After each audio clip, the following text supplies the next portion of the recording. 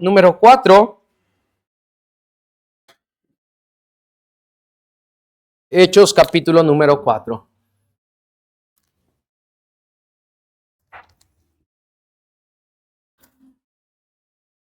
Hechos capítulo 4. Voy a leer nuevamente, hermano, los versículos que leía el hermano Luis hace un momento, del 12 al versículo número 20. Hechos 24, del 12 al 20, sígame con su vista. Dice así: y en ningún otro hay salvación, porque no hay otro nombre bajo el cielo dado a los hombres en que podamos ser salvos. Entonces, viendo el denuedo de Pedro y de Juan, y sabiendo que eran hombres sin letra y del vulgo, se maravillaban y les reconocían que habían estado con Jesús. Y viendo al hombre que había sido sanado, que estaba en pie con ellos, no podían decir nada en contra. Entonces les ordenaron que saliesen del concilio y conferenciaban entre sí, diciendo: ¿qué haremos con estos hombres? Porque de cierto señal manifiesta ha sido hecha por ellos, notoria a todos los que moran en Jerusalén, y no lo podemos negar. Sin embargo, para que no se divulgue más entre el pueblo, amenacémosle para que no hablen de aquí en adelante a hombre alguno en este hombre. Y llamándolos, les intimaron que en ninguna manera hablasen ni enseñasen en el nombre de Jesús. Mas Pedro y Juan respondieron diciéndoles: juzgad si es justo delante de Dios obedecer a vosotros antes que a Dios, porque no podemos dejar de decir lo que hemos visto y oído. Vamos a orar. Padre, Señor, nuevamente venimos a tu presencia porque necesitamos de ti, Señor. Necesitamos, Padre, que tú nos hables a través de tu palabra, Señor. Y yo necesito, Señor, que seas tú usándome para poder compartir este mensaje, Padre. No permita, Señor, que sea yo quien hable, sino que sea, Padre, solamente tú hablando a tu pueblo, tú hablando a tu iglesia, Señor. Señor, ayúdanos a comprender esta necesidad, Padre, que tenemos de compartir el Evangelio, Señor. Ayúdanos, Señor, a poder ver lo que tú puedes hacer, Padre, si nosotros decidimos ponernos en tus manos, Señor. Señor, necesitamos comprenderlo, necesitamos entenderlo, Señor, y que esta iglesia, Padre, pueda despertar y convertirse en una iglesia que ama el compartir el Evangelio, Señor, que ama salir por las calles, que ama ir por las plazas, Señor, predicando de tu Evangelio, Señor. Te pedimos esto en el nombre de tu Hijo amado, Cristo Jesús. Amén. El tema, hermanos, es el mismo que tenemos como tema del año: conociendo para compartir. Conociendo para compartir. La vida cristiana está envuelta en un constante crecimiento espiritual. Cada creyente va madurando conforme el tiempo va pasando. Comienza a conocer más de la doctrina, aprende a manejar su Biblia, ¿verdad? Ya ahora sí puede encontrar Oseas después de tantos años, ¿verdad? Ya no se pierde. Y al leerla, hermano, va entendiendo y empieza a leerla ya no solamente, ¿verdad? Como si fuese un libro más, sino que comienza a entenderla. Incluso algunos llegan a saber cómo interpretarla de la forma correcta, y eso es algo normal en la vida del cristiano: aprender, conocer y crecer. Si usted, hermano, no está creciendo, ¿verdad?, en su vida cristiana, si usted no está aprendiendo más conforme va pasando el tiempo, entonces hay algo que está mal. Lo natural, ¿verdad?, así como el crecimiento de un niño, es que el cristiano vaya creciendo gradualmente. Cada uno de nosotros, hermano, tiene un crecimiento. En algunos el crecimiento es más rápido y en algunos otros es un poco más lento. A veces nos sorprende, ¿verdad?, cuando vemos al hermano que lleva 2, 3 meses, medio año en la iglesia y ya sabe más que nosotros porque está, hermano, dedicado a entender y a conocer la Biblia. A veces, hermano, este conocimiento, ¿verdad?, este tiempo de crecimiento tiene que ver con el interés que cada uno de nosotros le ponga a la Biblia. Ya sea escuchando predicaciones, ya sea leyendo libros sobre doctrina o leyéndola por cuenta propia, que es la más importante.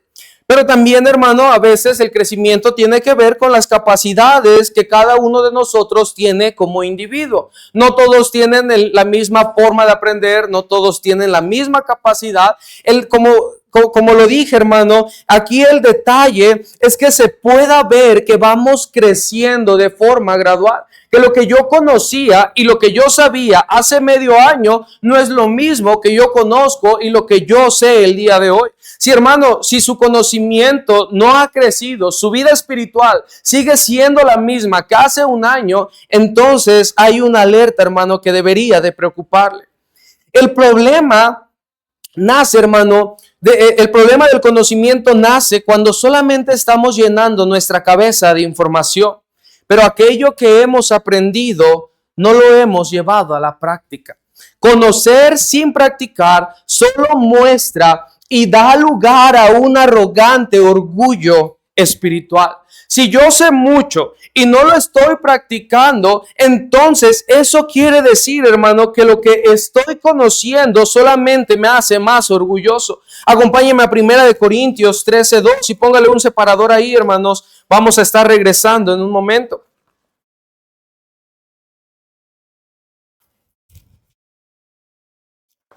1 Corintios 13:2. Mire cómo Pablo lo expresa, hermano, hablando de un conocimiento que no es llevado a la práctica. Dice así: y si tuviese profecía y entendiese todos los misterios y toda ciencia, y si tuviese toda la fe, de tal manera que trasladase los montes, y no tengo amor, nada soy. El conocimiento sin amor se vuelve vano e inútil. No importa, hermano, todo lo que tú sepas, no importa todo lo que hayas aprendido, no importa todos los misterios y doctrinas que seas capaz de explicar de una manera correcta.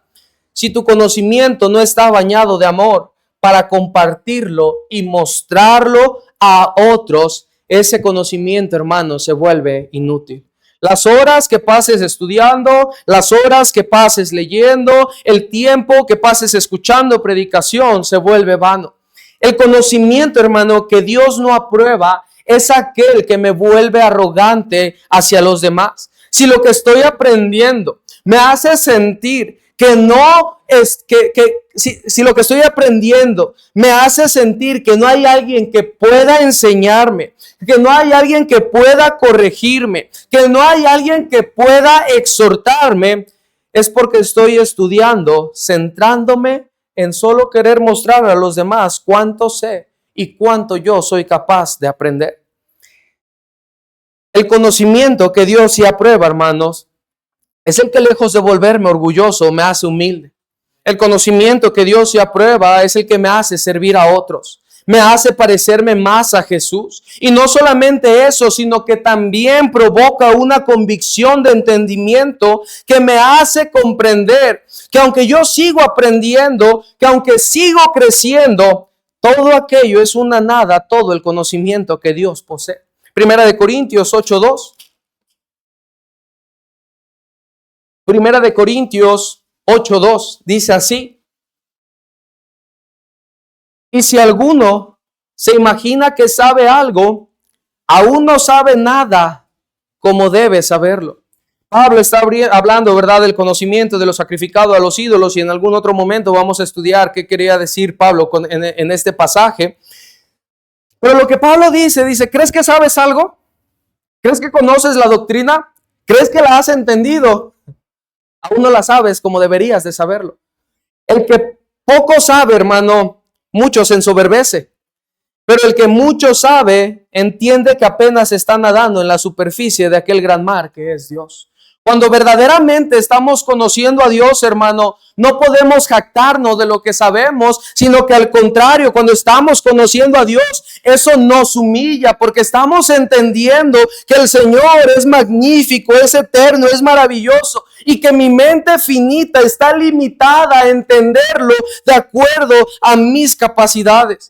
Dios es eterno, hermano, y no hay una sola mente que pueda entenderlo. No hay un solo idioma que pueda expresarlo tal cual es. No hay una sola manera de describirlo a la perfección. Si tú crees que sabes, si tú crees, ¿verdad?, porque te has leído 2, 3 libros cristianos, que ya tienes todo el conocimiento, aún no sabes nada como deberías de saberlo, dice la palabra. El segundo problema, hermano, que nace es que nos enamoramos de la doctrina, pero olvidamos amar al Dios de quien precede esta doctrina. ¿A qué me refiero con esto? Podemos llegar a defender, hermanos, la salvación a través de la fe en Jesús con más pasión que con la que le amamos a Jesús. ¿Qué te apasiona más, hermano? ¿Ganar un debate contra un testigo de Jehová? ¿O pasar tiempo a solas con el Señor? Ese es el problema, hermano, del conocimiento. Amamos la doctrina, pero nos olvidamos de Dios, de quien precede esa doctrina. Defendemos nuestro conocimiento, hermano, con fervor, con intensidad, pero no hay el mismo fervor e intensidad en nuestra devoción y adoración al Señor. La doctrina entonces deja de ser esa ventana en la cual podemos mirar al Señor, en la cual podemos contemplarlo, en la cual podemos observarlo, y se vuelve, hermanos, una pared, porque nuestro orgullo ya no nos deja verlo, simplemente nos adoramos a nosotros. Saber que Dios es amor, hermano, no es lo mismo que conocer su amor de una manera personal. Entender y conocer características, cualidades de su amor, no nos hace sentir su amor día con día. Muchos de aquí, hermanos, saben que Dios es amor. Yo creo que todos sabemos que Dios es amor. ¿O alguien no lo sabía? Ya lo sabe, Dios es amor, hermanos. Pero muy pocos, hermanos, sienten el amor de Dios día con día a través de tener devoción con Él. Amar el conocimiento más que a Dios, hermano, se vuelve una forma de autoidolatría. Porque entonces mi motor para conocerlo ya no es Él, sino yo mismo. No estoy diciendo, hermano, que debemos desechar la doctrina o el estudio, ¿verdad? Sino más bien que nuestro sentir y pensamiento debe de cambiar respecto a esto que estamos hablando.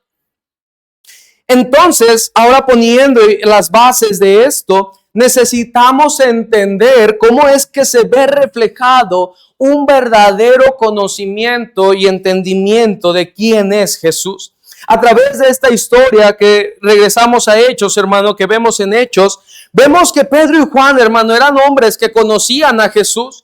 Decían, no podemos dejar de decir lo que hemos visto y oído. Ellos, hermano, habían caminado con Jesús, habían visto cada uno de los milagros que Él había hecho, y sin duda que Pedro y Juan, hermano, son los apóstoles, creo yo, más perfectos para decir que habían conocido a Jesús. Pedro y Juan, hermano, y a continuación, al final lo estaremos viendo, vieron la transfiguración de Jesús en el monte.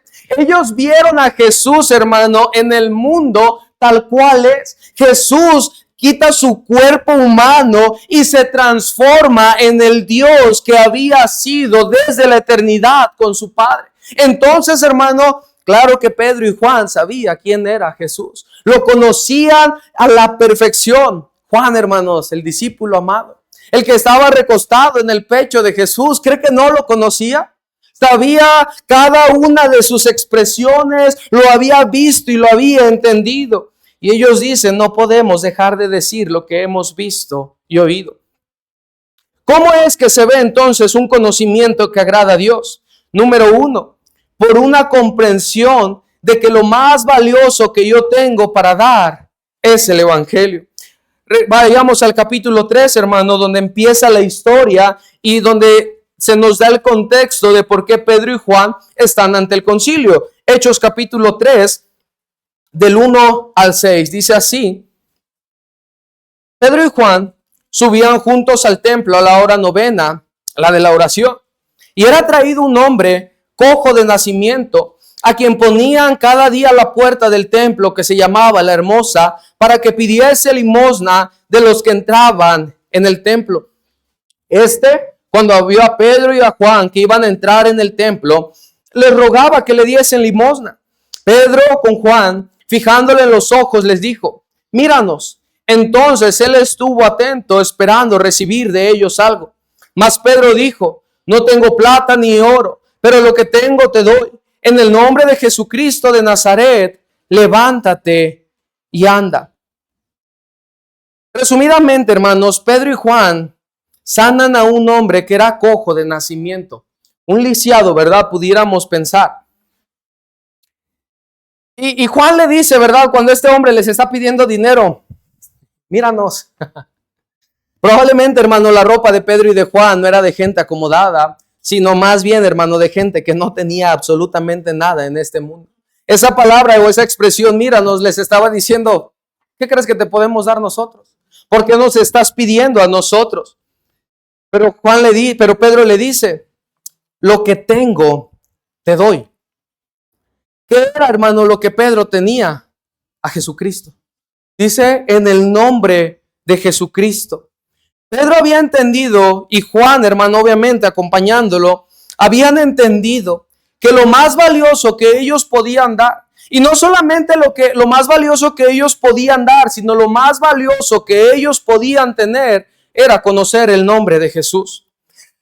Pablo lo dice, ¿verdad? Allá en Corintios, como no teniendo nada, mas poseyéndolo todo. Para ellos, hermano, Jesús era su todo y lo más valioso que ellos tenían y lo más valioso que podían compartir. Jesús dice, de gracia recibisteis, dad de gracia. Lo que te ha sido dado por la gracia de Dios, tú compártelo con otros. Lo que tenemos, hermano, es más valioso que cualquier posesión o ayuda humanitaria que el mundo pueda brindar. Nuestro mensaje no suple necesidades temporales, sino una necesidad eterna que el hombre tiene de Dios. Lo que nosotros hacemos cuando predicamos el evangelio es mucho mejor que todas las asociaciones del mundo que tratan de ayudar a los necesitados. Predicar el evangelio está por encima de ir y repartir víveres a localidades remotas, de abrir pozos y llevar aguas a comunidades marginadas, de poner escuelas, hospitales en sitios lejanos donde no hay acceso a estos servicios. ¿De qué sirve, hermano, llevar comida? ¿De qué sirve llevar agua? ¿De qué sirve llevar salud? ¿De qué sirve llevar educación si su alma está destinada al infierno? Todos aquellos esfuerzos humanos por estas personas entonces habrán sido en vano. Si el evangelio no llega a sus vidas, nada de esto funcionará. Hermano, de nada sirve que tú le des una moneda a una persona que lo necesita. No estoy diciendo que esté mal. De nada sirve que tú ayudes a uno de los niños que vienen de diferentes comunidades y les lleves un plato de comida. Qué bueno si lo haces. Pero de nada sirve, hermano, si tú no les estás compartiendo el evangelio. Eso solamente suple su necesidad temporal, pero no la necesidad eterna que ellos tienen de Jesús.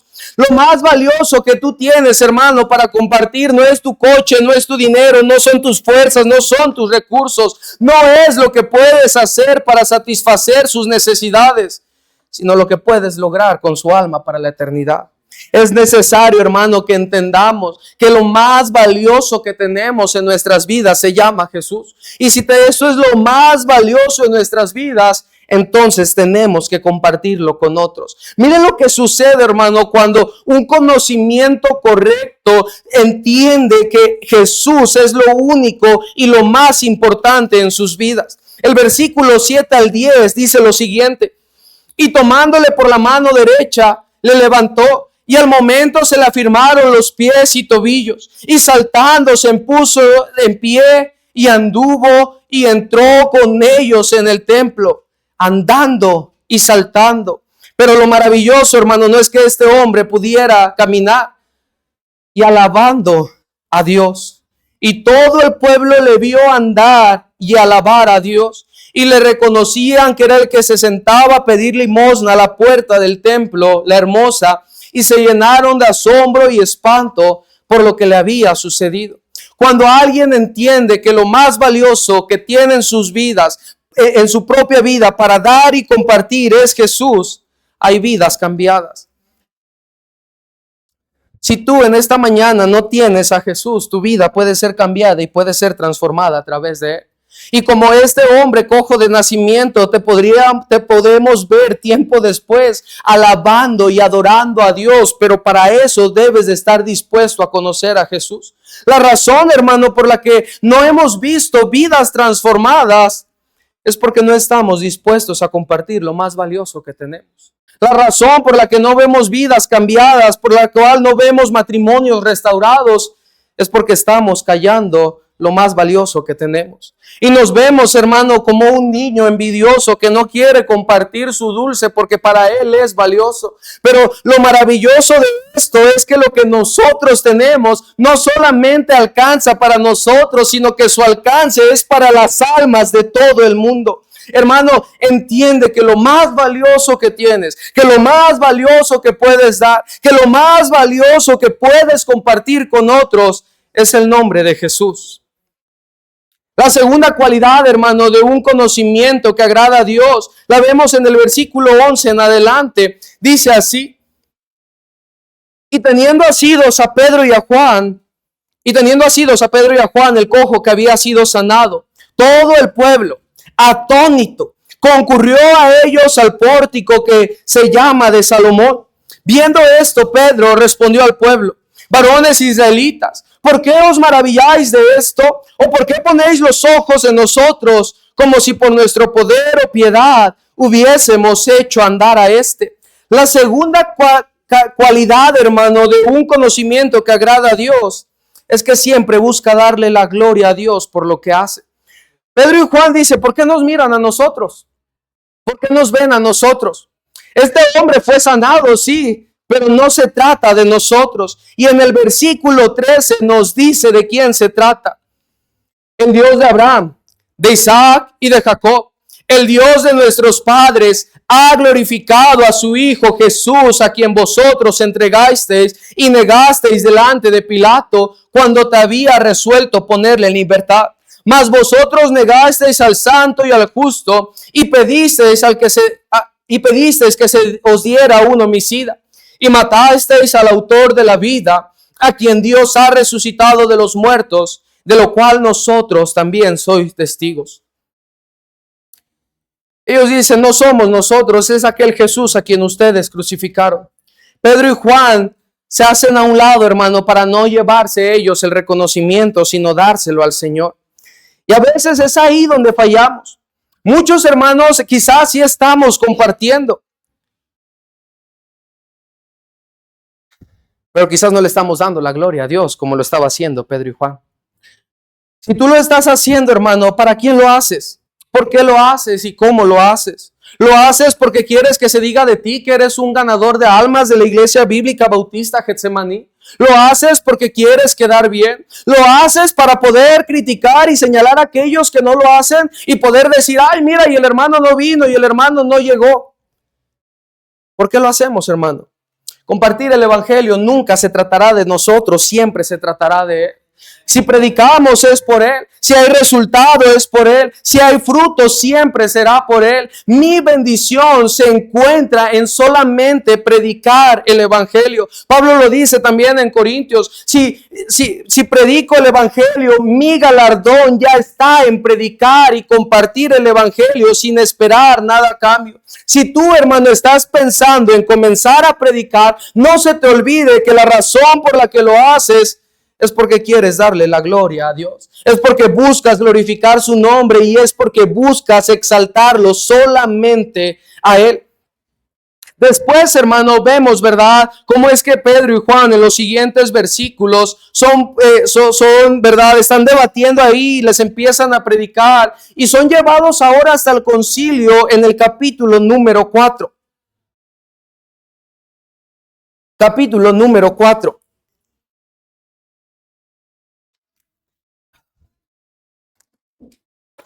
Versículo 1 al 7, hermanos, dice así: hablando ellos al pueblo, vinieron sobre ellos los sacerdotes con el jefe de la guardia del templo y los saduceos, resentidos de que enseñasen al pueblo y anunciasen en Jesús la resurrección de los muertos.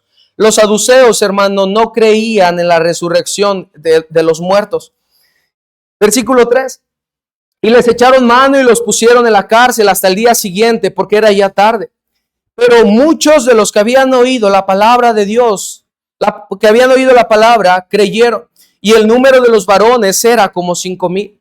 Aconteció al día siguiente que se reunieron en Jerusalén los gobernantes, los ancianos y los escribas, y el sumo sacerdote Anás y Caifás, y Juan y Alejandro, y todos los que eran de la familia de los sumos sacerdotes.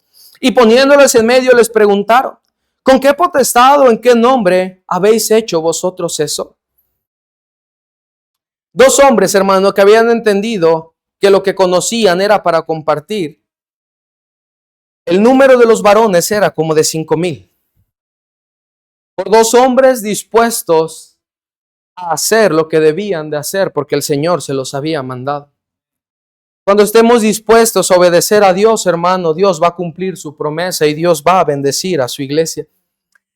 La tercera cualidad, hermano, de cómo se ve un conocimiento que agrada a Dios, la encontramos en el versículo número 8. Entonces Pedro, ¿lleno de qué, hermanos?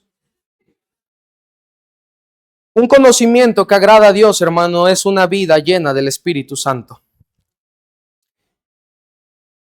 Y les dijo, continuamos en el versículo 8, gobernantes del pueblo y ancianos de Israel, puesto que hoy se nos interroga acerca del beneficio hecho a un hombre enfermo, de qué manera éste haya sido sanado, sea notorio a todos vosotros y a todo el pueblo de Israel, en el nombre de Jesucristo de Nazaret, a quien vosotros crucificasteis y a quien Dios resucitó de los muertos. Por él este hombre está en vuestra presencia sano.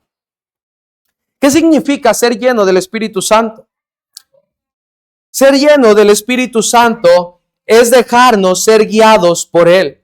Nuestras palabras, nuestros pensamientos, nuestras acciones, nuestras decisiones, todo absolutamente, hermano, es guiado por el Espíritu Santo. No hay un solo momento en nuestras vidas que decidamos nosotros, sino que decide Él. Esta es la razón, hermano, por la cual Pedro y Juan estaban siendo usados de esa forma. Por eso vemos que el número de varones era como de 5,000, porque el poder de Dios estaba con ellos. Con el poder de Dios, hermano, no hay algo que nos pueda detener. Pero sin el poder de Dios, hermano, la obra no puede durar mucho. Ser llenos del Espíritu Santo, hermano, para ser llenos del Espíritu Santo es necesario vaciarnos de nosotros. Dejar de lado nuestros intereses, dejar de lado nuestras necesidades, nuestros deseos, nuestras metas, nuestros anhelos y poner como prioridad los deseos y las metas de Dios. Decía que ser llenos es vaciarnos de nosotros mismos y esto ya lo he ejemplificado en varias ocasiones, pero quiero volver a hacerlo otra vez. Imagínense que esta botella está llena, hermanos, ¿verdad? Ya ahorita ya le di 2 tragos. Si la botella está llena, hermanos, ¿le cabe algo más? ¿Verdad que no? Yo tengo que poder vaciar la botella. Ay, se me mojó la Biblia. Para poder volver a llenarla. ¿Estamos de acuerdo? ¿Sí? ¿Sí sabían, hermanos? Si yo estoy lleno de mí mismo, hermano, ¿el Espíritu Santo puede estar conmigo? No. Tengo que estar vacío de todo lo que yo soy para que Él me llene de todo lo que Él es. Lo curioso, hermano, es que la llenura del Espíritu Santo me hará predicar el Evangelio, sí o sí. Dice el versículo 11 y 12. Este Jesús es la piedra reprobada por vosotros los edificadores, la cual ha venido a ser cabeza del ángulo. Y en ningún otro hay salvación, porque no hay otro nombre bajo el cielo dado a los hombres en que podamos ser salvos. No puedo decir que soy lleno del Espíritu Santo si no estoy evangelizando. ¿Se puede evangelizar sin ser lleno del Espíritu Santo? Sí, pero no puedo estar lleno del Espíritu Santo y no evangelizar. ¿Recuerda cuando el Espíritu Santo llegó a Pentecostés? ¿Cómo fue la forma en que se mostró? Con lenguas como de fuego, ¿verdad? Algo así dice la Biblia. Pero esas lenguas, ¿para qué eran, hermanos?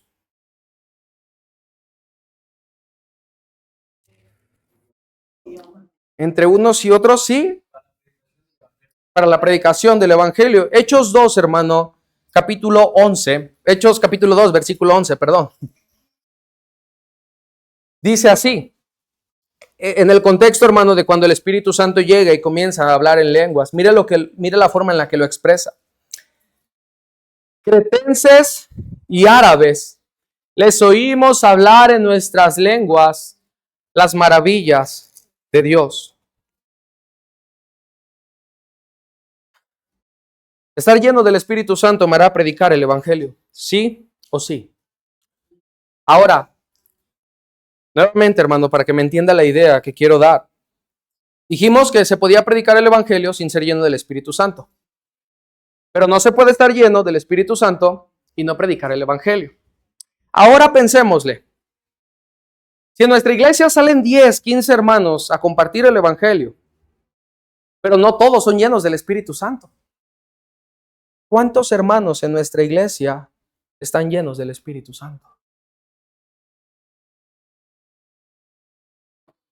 No me puede decir que usted es lleno del Espíritu Santo si no comparte el Evangelio.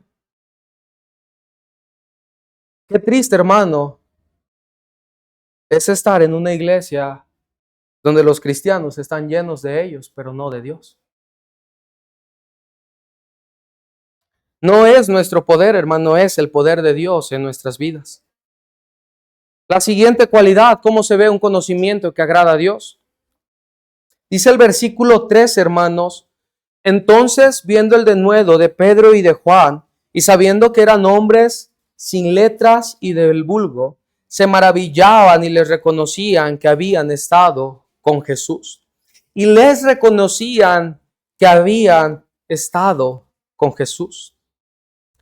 Un conocimiento que agrada a Dios, hermano, la gente que me rodea puede distinguirlo y puede darse cuenta que he pasado tiempo con Jesús. Puede darse cuenta que lo he conocido, puede darse cuenta que sé quién es Él, puede darse cuenta que lo amo por la devoción que tengo hacia Él. Cuando dice que eran sin letras y del vulgo, hermano, no se refiere a que no tuvieron una educación o que no fueron a una escuela académica, sino más bien que una falta de educación rabínica o religiosa. Ellos estaban sorprendidos al ver a Pedro y Juan, que si usted lo recuerda, hermanos, ambos eran pescadores. Y el ser pescadores, hermano, no era una profesión pues muy bien vista. Generalmente era un oficio para gente de bajos recursos. Generalmente, hermano, eran mal hablados. Generalmente era un oficio sucio. Entonces, viendo el denuedo que ellos tenían, no habían ido a algún colegio bíblico, ¿verdad? Pero tenían el poder de Dios. Predicar el evangelio, hermano, no es solo para los preparados, porque a veces esa es nuestra excusa. Es que yo no he sido enseñado, es que yo no he ido a un colegio, es que yo no puedo hablar, es que a mí no se me enseñó, sino para cada creyente es la responsabilidad de hacerlo sin importar sus capacidades. Porque no es lo que tú puedes hacer, sino lo que Dios puede hacer contigo. El denuedo, el poder de Dios, la llenura del Espíritu Santo viene por una sola razón, que es haber estado con Jesús, por haber tenido una comunión íntima con Él, una cercanía, una confianza como no la tengo con nadie más. Y la gente notará mi comunión. Dios, hermano, puede usarte a pesar de tus limitaciones. Dios puede usarte a pesar de tu carácter. Dios puede usarte aún si no sabes leer. Dios puede usarte aún si se te complica hablar en público. Dios puede usarte con denuedo y con poder si estás dispuesto a tener una relación con Él y vivir en constante comunión con Él. Su poder, por su gracia y para su gloria, no está limitado a lo que somos nosotros. Nosotros somos los que limitamos su poder por falta de comunión con Él. No es, hermano, lo que yo puedo hacer, sino lo que Él puede hacer a través de nosotros. Podían predicar con denuedo, hermano, con denuedo por el tiempo que habían estado con Jesús. Dice el versículo 14 en adelante. Y viendo al hombre que había sido sanado, que estaba en pie con ellos, no podían decir nada en contra. Entonces les ordenaron que saliesen del concilio y conferenciaban entre sí diciendo, ¿qué haremos con estos hombres? Porque de cierto señal manifiesta ha sido hecha por ellos, notoria a todos los que moran en Jerusalén, y no lo podemos negar. Sin embargo, para que no se divulgue más entre el pueblo, amenacémosle para que no hablen de aquí en adelante a hombre alguno en este nombre. Versículo 18. Y llamándole les intimaron que en ninguna manera hablasen ni enseñasen en el nombre de Jesús.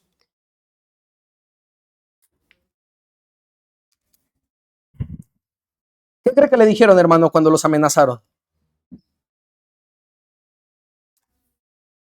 en un tiempo donde la iglesia iba a ser perseguida. La amenaza, hermano, que probablemente ellos recibieron es: te vamos a golpear, te vamos a encarcelar o te vamos a matar si sigues predicando. No les dijeron: te vamos a poner, ¿verdad?, contra la pared y te vas a poner, le vas a dar la espalda a todos y vas a estar viendo la pared por 1 hora. El castigo, hermano, era su propia vida. La forma en la que los querían callar, silenciar, era: si no te callas, te mato. Y es así, o es así porque nosotros somos la autoridad. Pero la respuesta, hermano, de Pedro y Juan es la siguiente. Dice: mas Pedro y Juan respondieron diciéndole, versículo 19, juzgad si es justo delante de Dios obedecer a vosotros antes que a Dios, porque no podemos dejar de decir lo que hemos visto y oído. No podemos callar, no podemos dejar de predicar a Jesús.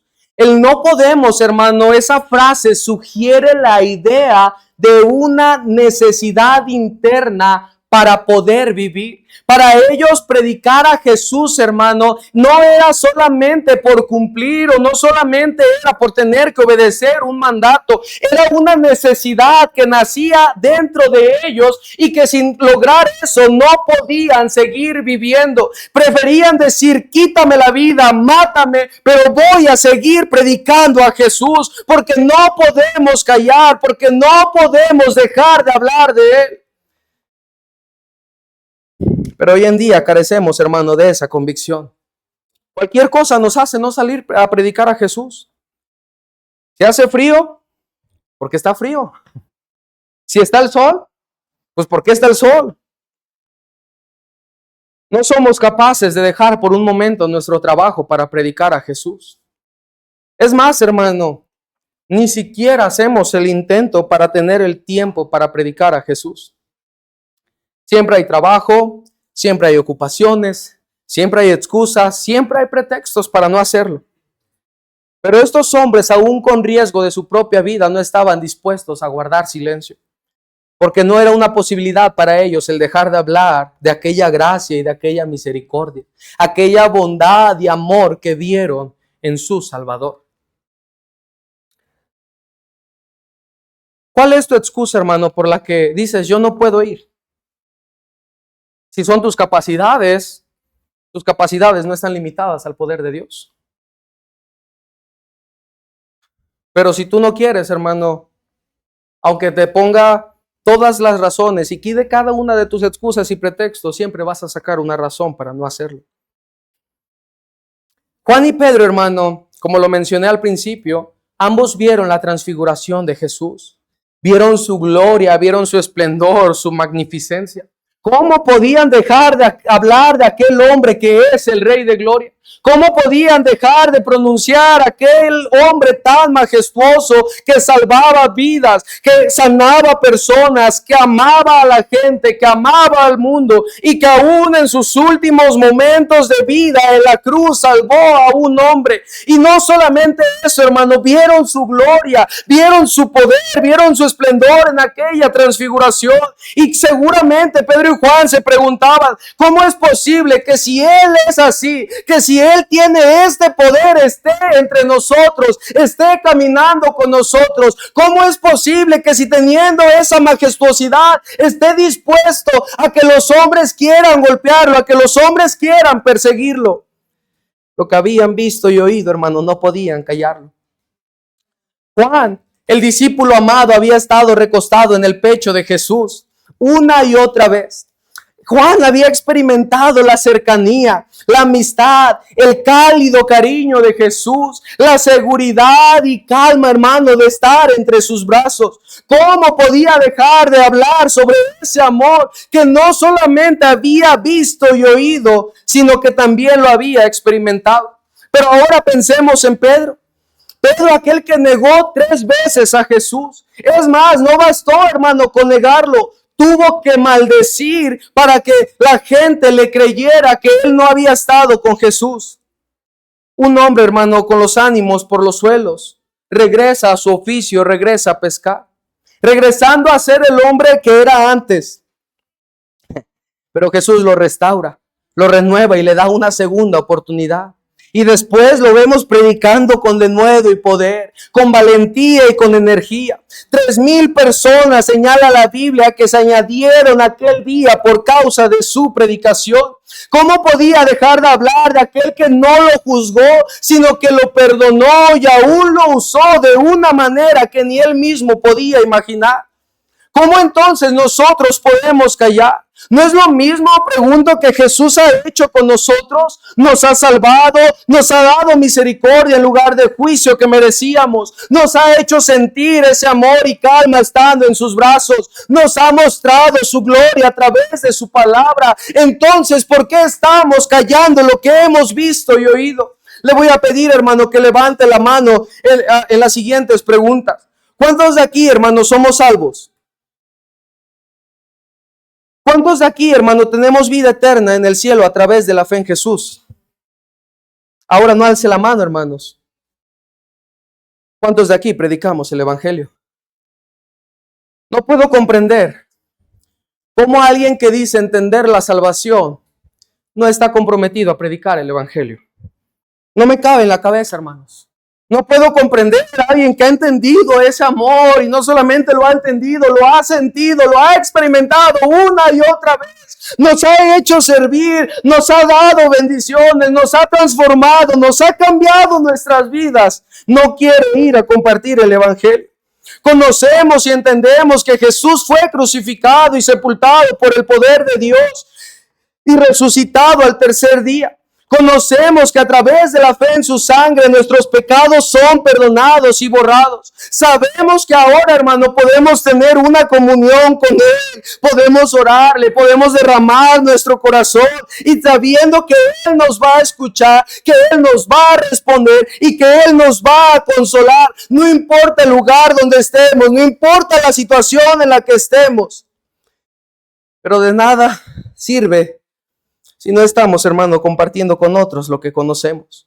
Conocemos que por su gracia podemos servirle e involucrarnos. Podemos participar, hermanos, siendo tan indignos. Podemos darle, podemos congregarnos, podemos cantarle, podemos adorarle. Y qué bien lo hace, hermanos. Se escucha precioso cuando la congregación canta. Pero nada de lo que hagamos aquí sirve si no le estamos compartiendo con los de afuera, con aquellos que no conocen lo que tú y yo sí conocemos. Hermano, tu vida cambió a través de entenderla, a través de conocerle. Entonces, lo mismo que sucedió contigo puede suceder con los que están afuera.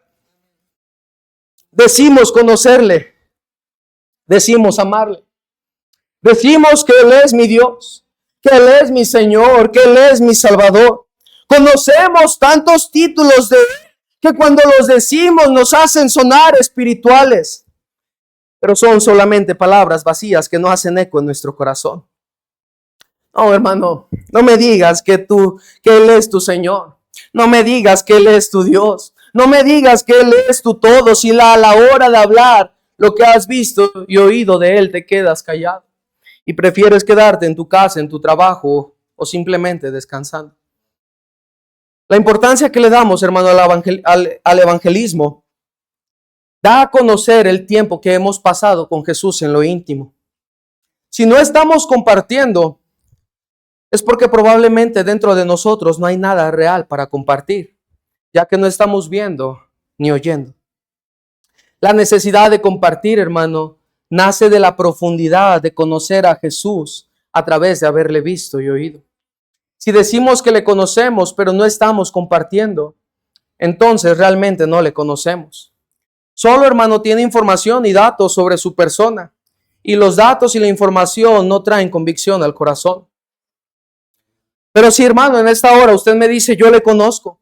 Si usted en esta hora puede decirme, Él es mi Señor, Él es mi Dios. Si usted me puede asegurar que el día que usted muera va a ir al cielo. Si usted me puede asegurar que le ama verdaderamente, que Él es su Dios, entonces, si usted puede decir eso, es hora de que usted comience a compartir. Es hora de que usted comience a predicar. Es hora de que usted comience a salir y comience a llevar el bendito nombre de Jesús, casa por casa, puerta por puerta, que vaya a los hospitales, que no importa el lugar donde se encuentre, usted pueda compartir. Antes, hermano, yo decía lo siguiente, pues bueno, si no tienes tiempo para venir a ganar almas, puedes compartir con los que te rodean. Pero ahora, hermano, he entendido que no solamente es con los que nos rodean o con los que conocemos, sino aún también con aquellos que no conocemos. Porque si nos limitamos a nuestro círculo, estamos, hermano, muy cerrados a solamente unas cuantas personas, cuando el evangelio puede alcanzar a todo el mundo.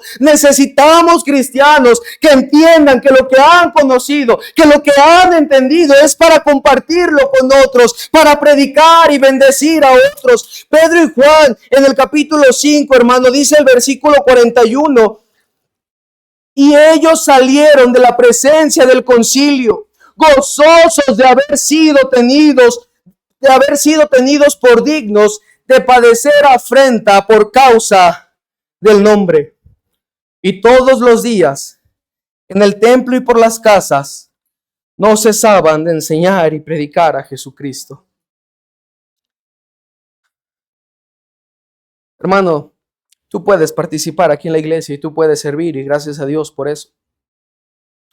Pero si tu servicio está limitado aquí, hermano, a unas cuantas paredes, a unas cuantas personas, no me digas que eres servidor de los hombres o que eres un siervo de Dios.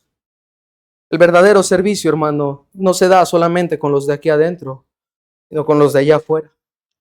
El fin de conocimiento, hermano, que se da aquí adentro, es para compartir con los de afuera. Estoy conociendo, gracias a Dios por eso. Pero ¿cuánto estoy compartiendo? Conocimiento sin práctica, hermano, solamente es egolatría. Conocimiento sin práctica, hermano, no sirve, no funciona. Es vano, es inútil. Pero el conocimiento que se lleva a la práctica agrada al Señor. ¿Cuánto estoy compartiendo? Es lo que se notará, hermano, por cuánto estoy conociendo a Jesús verdaderamente. Vamos a orar. Gracias, Padre, por tu palabra. Gracias, Señor, por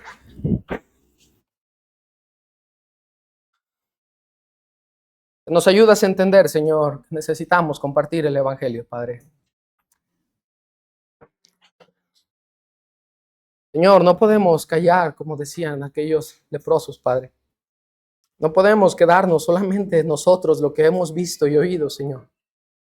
Por tu gracia, Señor, te tenemos a ti y eres nuestro consuelo, nuestro refugio, nuestra fortaleza, Padre. Pero gente en el mundo necesita ese mismo consuelo, esa misma fortaleza, esa misma seguridad, Padre. Hermano, si quiere tomar un tiempo ahí en su lugar, ponerse de rodillas o pasar al altar. Pero tome decisiones, hermano. Lo que está conociendo es para compartirlo con otros. Lo que usted ha escuchado, lo que usted ha visto y oído de Jesús, es para compartirlo con otros. Las obras que ha visto, que Él ha hecho con usted, es para llevarlas a aquellos que lo necesitan.